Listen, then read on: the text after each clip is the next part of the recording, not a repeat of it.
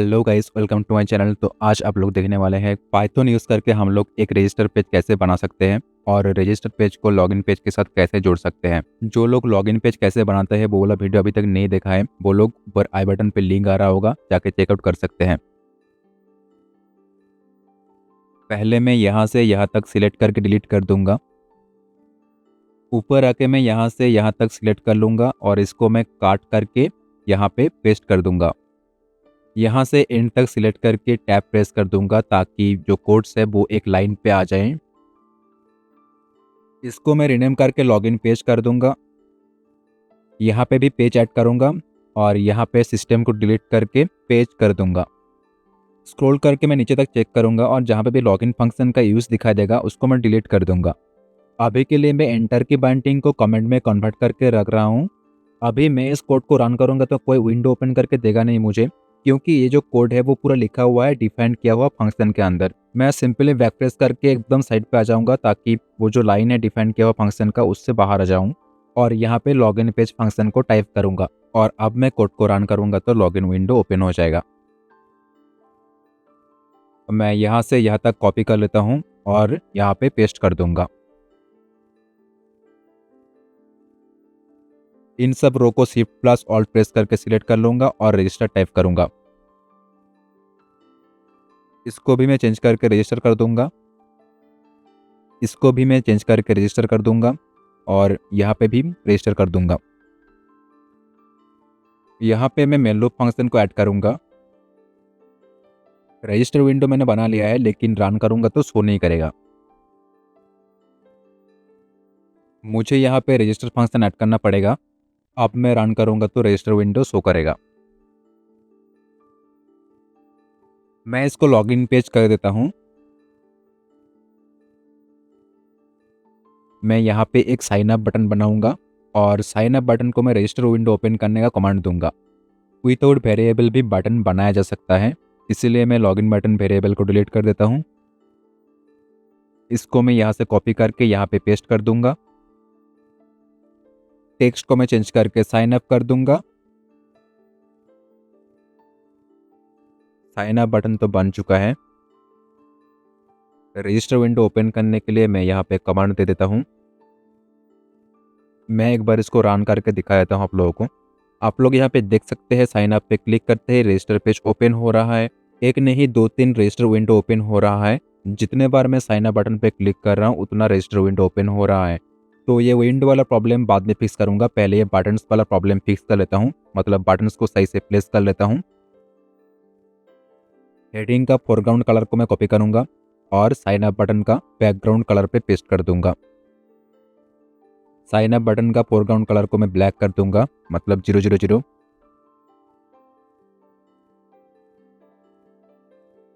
अब दिखने में सही लग रहा है लेकिन टेक्स्ट साइज को मैं थोड़ा छोटा करूंगा। यहाँ पे आप क्या एरर दिखा रहा है? अच्छा, क्लोजिंग ब्रैकेट मैंने उड़ा दिया था। चलो अब सही है। और अब मैं ये मल्टीपल विंडो वाला प्रॉब्लम सॉल्व करता हूँ। तो उसके लिए मैं ऊपर आ जाऊँगा और ऊपर आकर रजिस्टर के ब्रैकेट के अंदर मैं विंडो टाइप करूँगा। ये विंडो नीचे वाला लॉगिन पेज का विंडो का नाम है। फिर से मैं नीचे विंडो को टाइप करूँगा और डॉट देकर डिस्ट्रॉय फंक्शन का यूज़ करूँगा। डिस्ट्रॉय फंक्शन बेसिकली किसी भी विंडो को डिस्ट्रॉय करने के लिए, यानी कि क्लोज करने के लिए यूज़ होता है।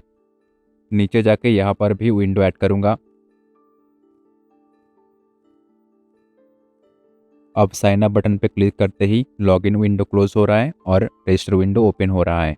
यहाँ पे मैं पहले ही लॉगिन विंडो को डिस्ट्रॉय करने का इंस्ट्रक्शन दे के रखा हूँ। अगर साइन अप बटन पे क्लिक करते ही लॉगिन विंडो पहले ही क्लोज हो जाए तो multiple time sign up button पे क्लिक करके मल्टीपल रजिस्टर विंडो ओपन करने का सवाल ही नहीं उठता। ना रहेगा बांस ना बजेगा बांसुरी। लेकिन मुझे रजिस्टर विंडो से लॉगिन विंडो पे भी तो आना पड़ सकता है ना, तो उसके लिए मैं रजिस्टर विंडो पे साइन इन बटन बनाऊंगा। सिंपली मैं नीचे जाऊंगा, साइन अप बटन को कॉपी करूंगा और यहाँ पे पेस्ट कर दूंगा। पहले मैं टेक्स्ट को चेंज करूंगा। यहाँ से मैं इसको सिलेक्ट करके डिलीट कर दूंगा और यहाँ पे मैं पैडेस इक्वल टू 20 लिखूंगा और यहाँ पे मैं प्लेस को हटाकर पैक टाइप करूंगा। मेरा जो मेन काम है वो है कमांड पे, तो सिंपली मैं इसको यहाँ से सिलेक्ट करूंगा और यहाँ पे लॉगिन पेज टाइप करूंगा। मैं यहाँ पे थर्ड ब्रैकेट के अंदर रजिस्टर विंडो को कॉल करूंगा और डॉट देकर डिस्ट्रॉय फंक्शन का यूज़ करूंगा। यहाँ पे भी मैं सेम लॉजिक लगाया। लॉगिन विंडो ओपन होने से पहले रजिस्टर विंडो क्लोज हो जाएगा। मैं एक बार इसको रन करके देख लेता हूँ और यहाँ पे एरर आ चुका है, लेकिन मेरा लॉजिक तो सही है। पता नहीं किस वजह से एरर मार्क किया गया है। कोई एक एरर लाइन भी सही से मेंशन नहीं है। बहुत देर से ढूंढने के बाद फाइनली एरर मिल गया मुझे। इसको मैं चेंज करना भूल गया था। ये बेसिकली रजिस्टर विंडो होगा। चलो अब सही है। साइन इन बटन को यहाँ से कॉपी करके यहाँ पे पेस्ट कर दूंगा सबमिट बटन बनाने के लिए। टेक्स्ट को चेंज करके कमांड डिलीट कर दूंगा तो ये मेरा सबमिट बटन बन जाएगा।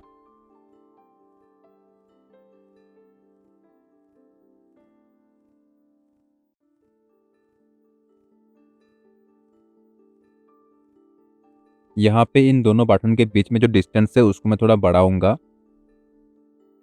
सबमिट बटन थोड़ा चौड़ा हो गया है, इसीलिए मैं पैडेक्स वैल्यू को 19 कर देता हूँ। अब मैं दोनों बटन्स का बीच का डिस्टेंस बढ़ाने के लिए pad Y equal to 5 add करूंगा दोनों बटन्स पे।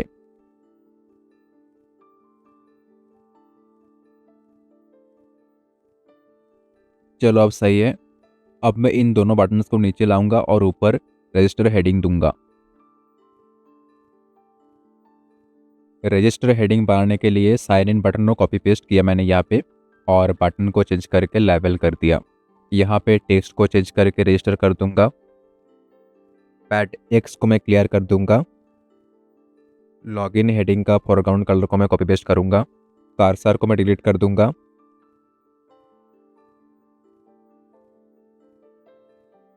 अब मैं बैकग्राउंड कलर को चेंज करना भूल गया था, इसीलिए ऐसा दिखा रहा है। सिंपली मैं यहाँ से बैकग्राउंड कलर को कॉपी करूंगा और यहाँ पे पेस्ट कर दूंगा। अब सही है, लेकिन मैं थोड़ा फॉन्ट साइज को बढ़ाऊंगा और बोल्ड ऐड करूंगा इसमें। अब देखने में सही लग रहा है। मैं यहाँ पे एक नेम फ्रेम ऐड करूंगा जिसके अंदर मैं फर्स्ट नेम और लास्ट नेम को रखूंगा। पहले मैं नेम फ्रेम को ऐड कर लेता हूँ।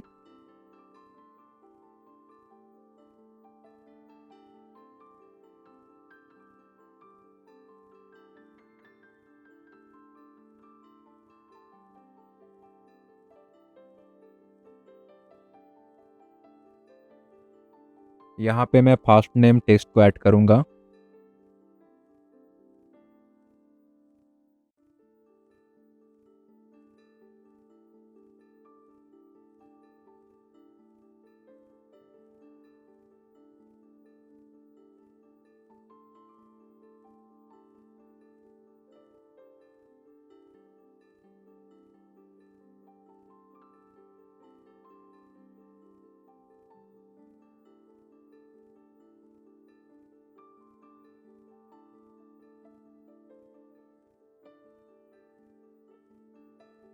यहाँ पे मैं फर्स्ट नेम को टाइप करने के लिए एंट्री बॉक्स ऐड करूंगा।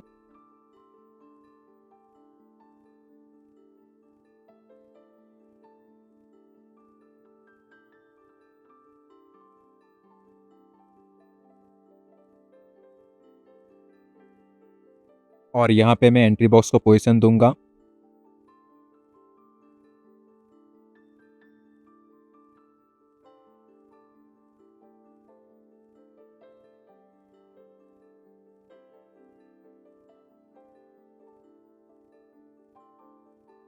और इसके साथ टेक्स्ट और एंट्री बॉक्स दोनों रेडी हो चुका है। फिर भी मैं एक बार रन करके देख लेता हूँ और यहाँ पे सब कुछ सही है। यहाँ से यहाँ तक सिलेक्ट करके मैं इसको कॉपी कर लेता हूँ और इसको मैं नीचे पेस्ट कर दूंगा। इसको मैं लास्ट नेम बनाने वाला हूँ। सिर्फ मैं फर्स्ट को चेंज करके लास्ट कर दूंगा और यहाँ पे कॉलम को 0 से 1 कर दूंगा।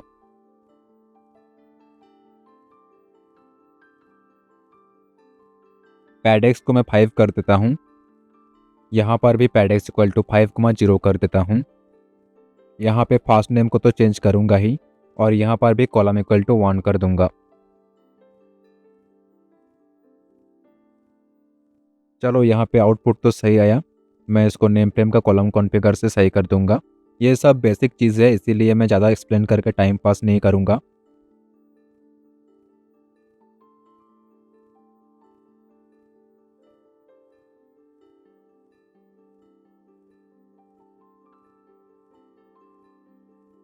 और यहाँ पे फर्स्ट नेम और लास्ट नेम इक्वली साइड में डिवाइड हो चुका है। मैं एक एरर लेबल क्रिएट करूँगा फर्स्ट नेम एंट्री बॉक्स के जस्ट नीचे। मैं यहाँ पे एक वेरिएबल क्रिएट करूँगा जिसका नाम दूंगा मैं फर्स्ट नेम एरर लेबल।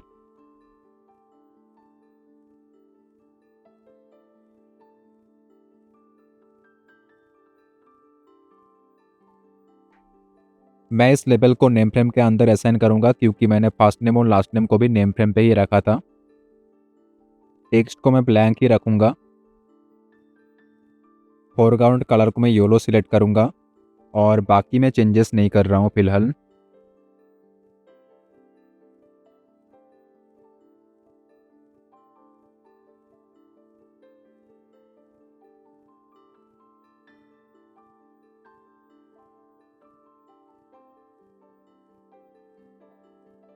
मैं यहाँ पे रो इक्वल टू 2 करूँगा।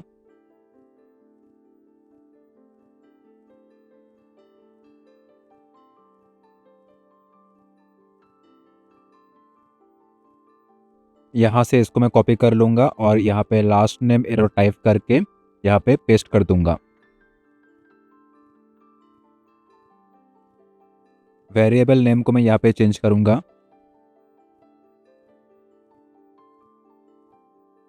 देखकर तो लग रहा है सब कुछ सही है, तो मैं एक बार कोड को रन करके देख लेता हूँ।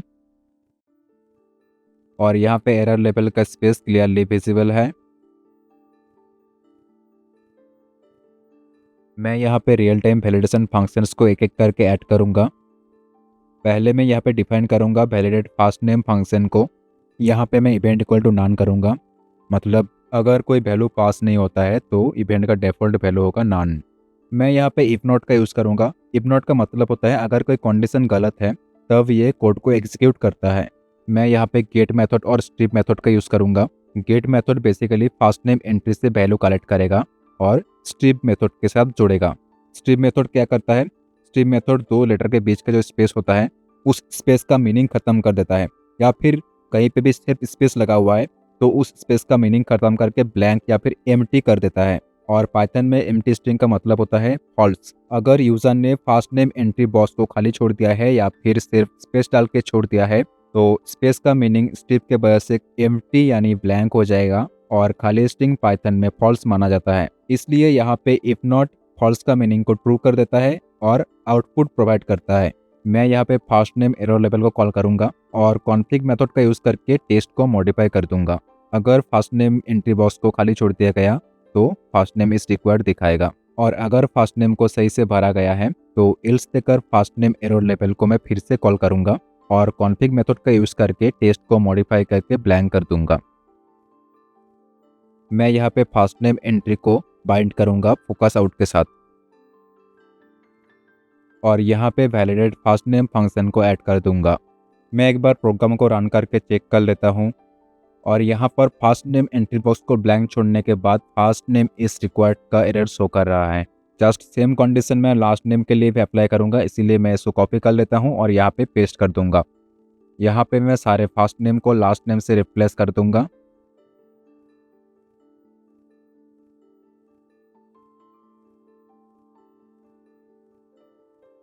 अब मैं इसको एक बार रन करके देख लेता हूँ। आप लोग भी यहाँ पे देख सकते हैं लास्ट नेम का एरर लास्ट नेम के नीचे ही आना चाहिए था, लेकिन वो फर्स्ट नेम के नीचे आ रहा है। तो इसको सही करने के लिए मैं जाऊँगा लास्ट नेम एरर सेक्शन पे और जाके देखूंगा कि क्या गड़बड़ हुआ है। मैं यहाँ पे कॉलम नंबर को चेंज करना भूल गया था। लास्ट नेम के लिए कॉलम नंबर होगा 1, क्योंकि मेरा फर्स्ट नेम के लिए कॉलम नंबर था 0 और उसको कॉपी पेस्ट करने के बाद मैंने वैल्यू चेंज नहीं किया।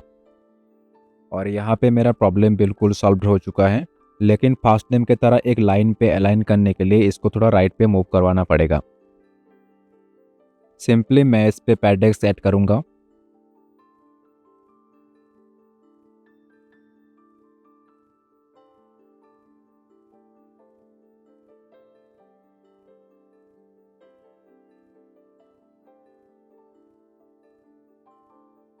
अब बिल्कुल सही है। एक लाइन पे अलाइन है या नहीं ये बात अगर आप लोगों को भी समझ में नहीं आता है तो आप लोग ये वाला ट्रिक्स अप्लाई कर सकते हैं। अब मैं यूज़र नेम सेक्शन को ऐड करूँगा। सब कुछ पहले जैसा ही है, इसीलिए मैं ज़्यादा कुछ एक्सप्लेन करूँगा नहीं इसमें।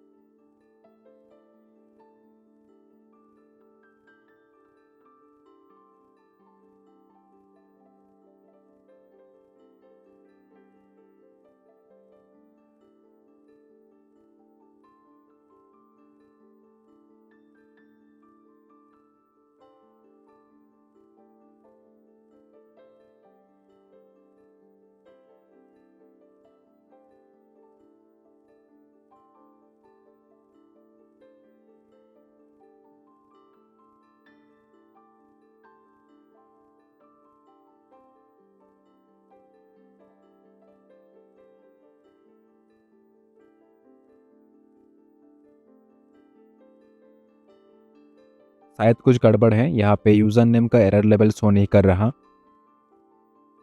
मैं इसको सिलेक्ट करके डिलीट कर देता हूँ और यहाँ पे लगाऊंगा मैं पैक।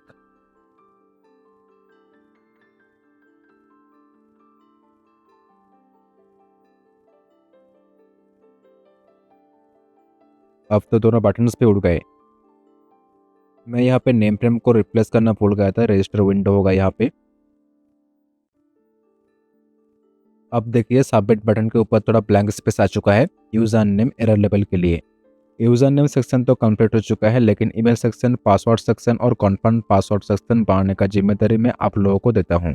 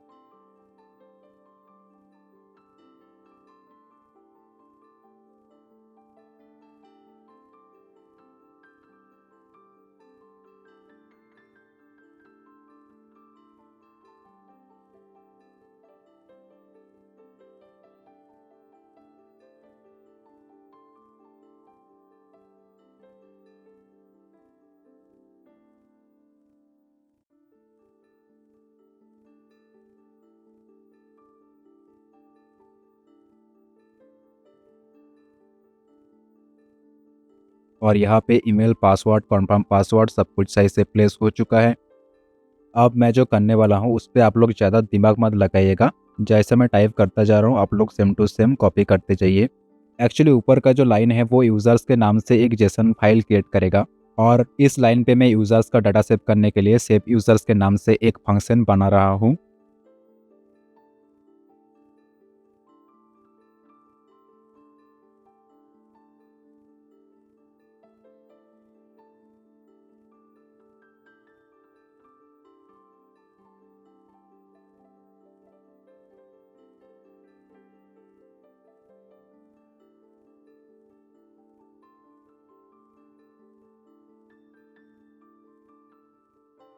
यूज़र्स का डेटा लोड करने के लिए लोड यूज़र्स के नाम से एक फंक्शन बना रहा हूँ।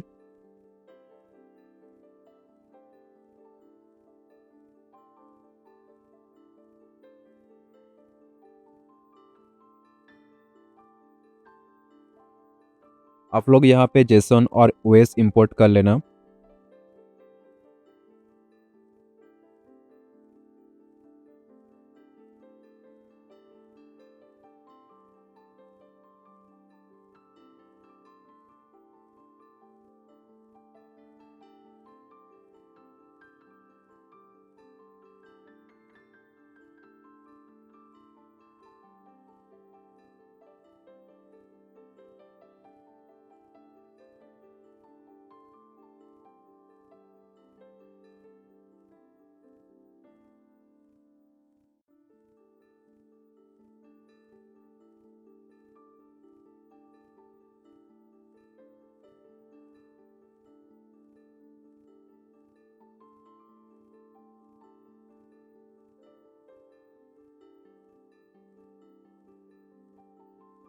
यहाँ पे बीच में स्पेस पड़ गया था इसीलिए रेड अंडरलाइन दिखा रहा है, तो मैं यहाँ पे अंडरस्कोर ऐड कर देता हूँ और एरर गायब।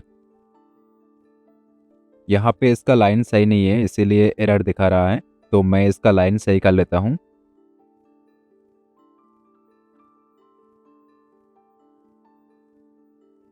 मैं यहाँ पे वैलिडेट यूज़र नेम के नाम से एक फंक्शन बनाऊंगा। ये फंक्शन यूज़र नेम से इनपुट लेगा, इसलिए मैं यहाँ पे ब्रैकेट के अंदर यूज़र नेम डालूंगा। मैं यहाँ पे एक पैटर्न जनरेट करूँगा। पैटर्न को रॉ फॉर्मेट में मैचिंग करने के लिए R टाइप करूँगा। थर्ड ब्रैकेट के अंदर मैं वो सारे अल्फ़ाबेट्स, नंबर्स और सिंबल्स को डालूंगा जिसको मैं यूज़र नेम स्ट्रिंग्स के अंदर मैं देखना चाहता हूँ। स्ट्रिंग के अंदर एक से ज़्यादा कैरेक्टर्स रह सकता है, इसीलिए मैं यहाँ पे प्लस का यूज़ किया।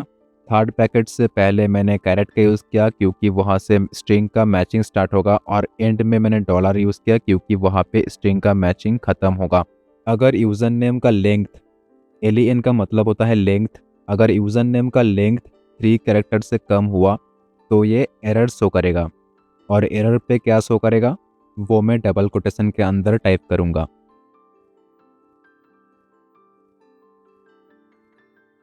और अगर यूज़र नेम का लेंथ 3 से कम नहीं हुआ तो ये रिटर्न में कुछ भी प्रिंट नहीं करेगा, मतलब नॉन।